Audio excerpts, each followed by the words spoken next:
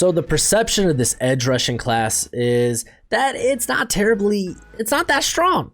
I kind of disagree. I think there's a lot of guys here with very high upside, and we'll get into that. I'm going to give you my top 10 edge rushers currently in the 2021 NFL draft. If you want to see the full rankings, my full rankings, you go to ftfn.com.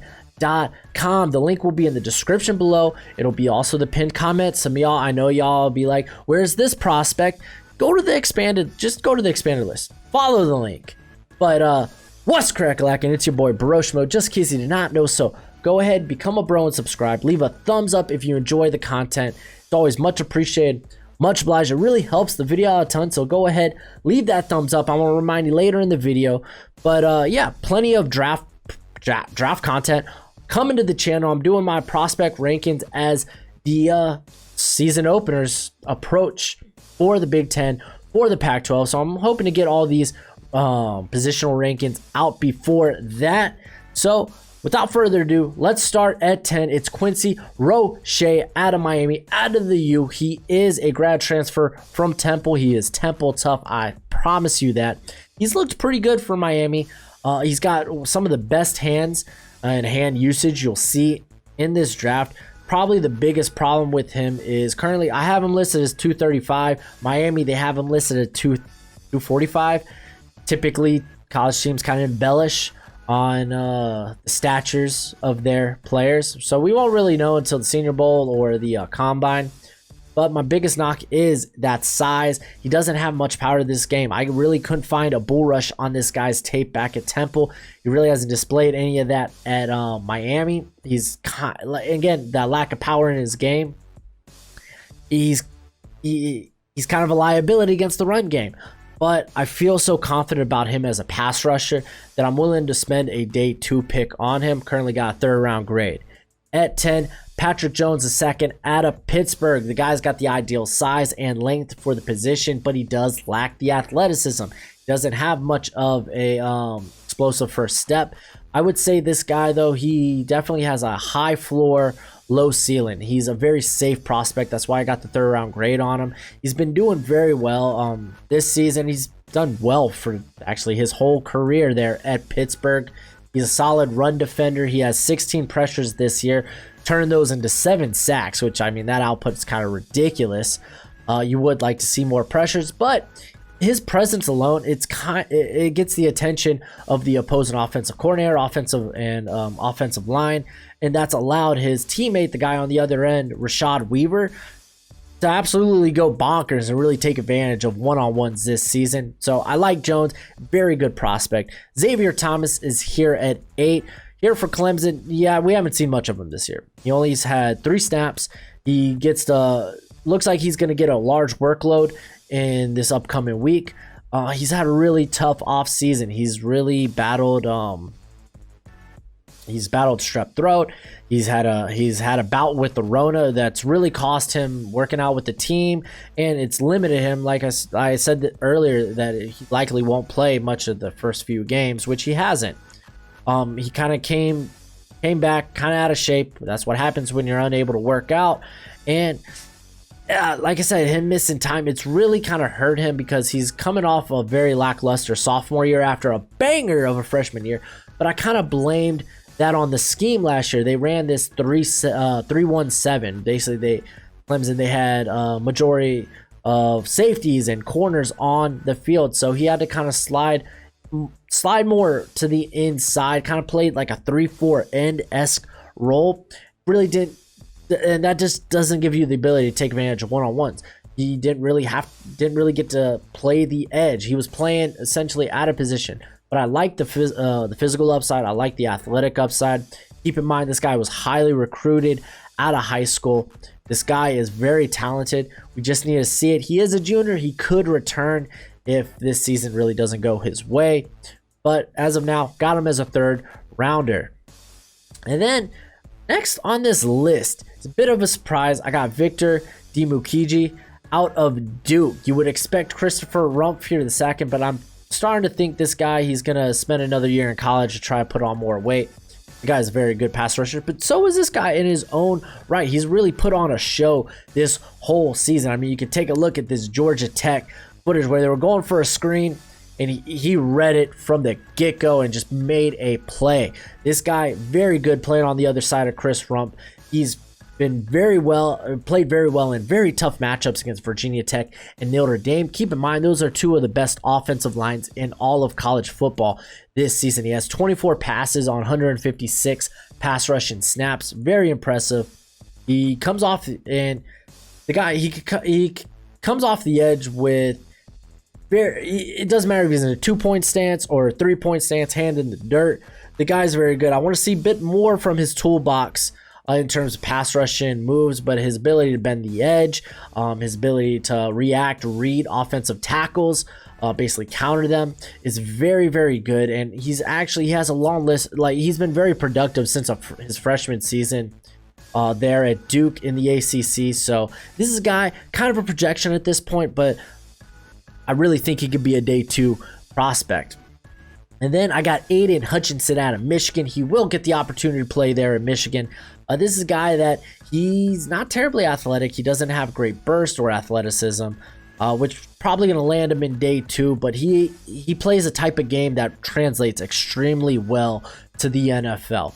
He doesn't really bend the edge, but he controls the edge. He controls the line of scrimmage. He's got very strong hands, and like I said, he's very versatile in that aspect. I think he probably translates best as maybe a 3-tech or a 3-4 end. But like I said, this guy's game, he translates to the NFL. He's going to be I think, in my opinion, a very good second-round pick for some team. And then, before we get into the top 5, let's talk about Flick Sports, Flick Chat. If you don't know what it is, essentially it is sports Discord. I have my own on there, the Never Too Early Draft Community. So all you gotta do is download the app and join here. I'll leave the link in the description below. But it's like I said, it's basically Discord where we get to all talk about the NFL draft. So if you're interested in that, go ahead and do that. But I highly encourage you to go ahead and become a bro and subscribe. Like I said, I got a ton of draft content on here, like the video, of course.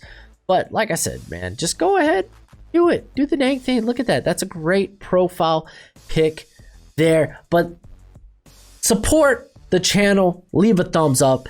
Let's go ahead, get into the top 5 here, and we're gonna do Joseph Asai out of Texas. And the one thing, I mean, honestly, one thing about this Texas defense that's probably they're probably doing right is they're having Asai play purely on the edge, because last season they kind of experimented with him a bit, where he played a lot in coverage. He actually took 263 snaps in coverage, and he was pretty fine at that role, but now they're unleashing him off the edge. His hand usage is very, very impressive, very good. He's got strong hands, very sudden and brutal movements. It makes tackles very hard to just deal with him. And the way he bends the edge, he plays with great leverage. He's not the best athlete, but like I said, he bends the edge with great leverage. His type of game, again, you heard me say it with Hutchinson, it translates to the NFL. This guy is probably a borderline first-round pick at this point. I got a second-round grade on him right now. Then I got Jason Owe out of Penn State. And this is where now you're going to start seeing those guys with huge physical and just athletic upside.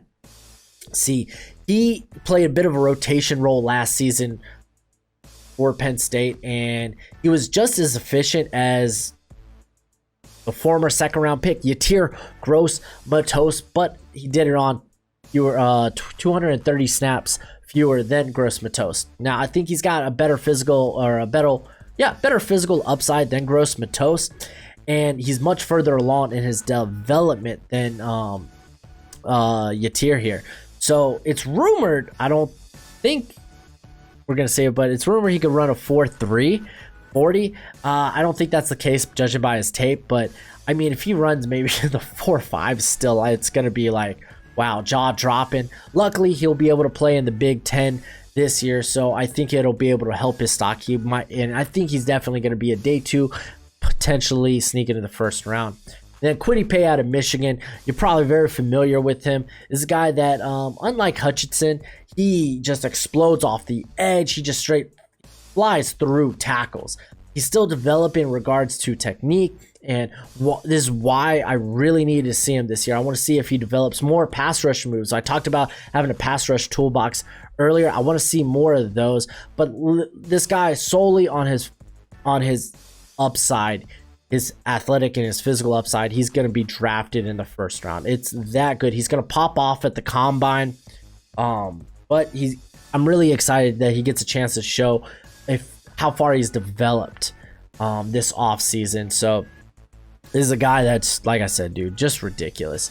And then I have Carlos Basham Jr. Yes, he is dropped to my second instead of first because he's bit what we saw last year. I mean, you love the size at 275, 6'5". You love the explosiveness. That combination's just disgusting and probably get him to be a top pick by itself.